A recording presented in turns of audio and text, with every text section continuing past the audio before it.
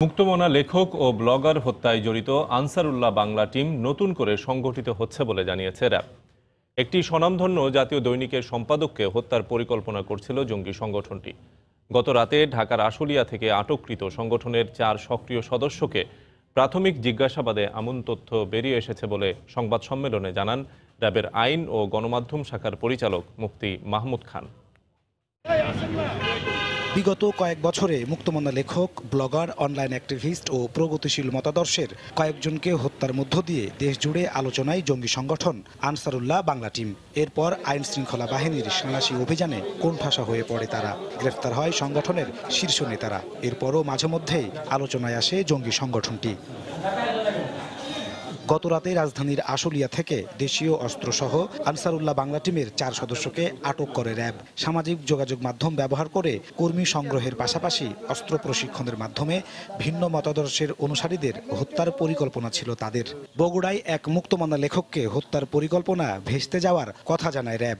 স্বনামধন্য পত্রিকায় একটি লেখা প্রকাশিত হয়েছিল জুলাই মাসের দিকে, এবং সেখানে গ্রেপ্তারকৃতদের ভাষ্য মতে যে লেখাটি ইসলামের ভাবমূর্তি ক্ষুণ্ণ করেছে তাদের মতে, যে সেখানে বিবাহ নিয়ে হাদিসের সঙ্গে একটি সাংঘর্ষিক কথাবার্তা এখানে ছিল। জুলাইয়ের পরবর্তীতেই তারা সিদ্ধান্ত নেয় যে ওই পত্রিকার সম্পাদককে তারা হত্যা করবে, এর একটি পরিকল্পনা তাদের মধ্যে আছে।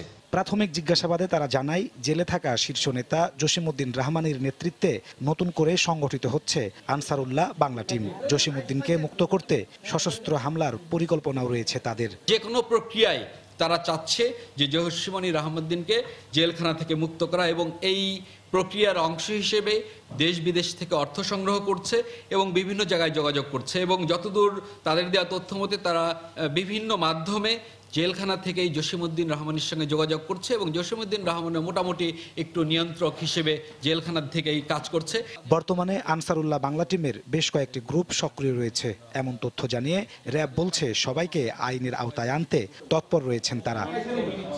নাজমুস সালেহী, সময় সংবাদ, ঢাকা।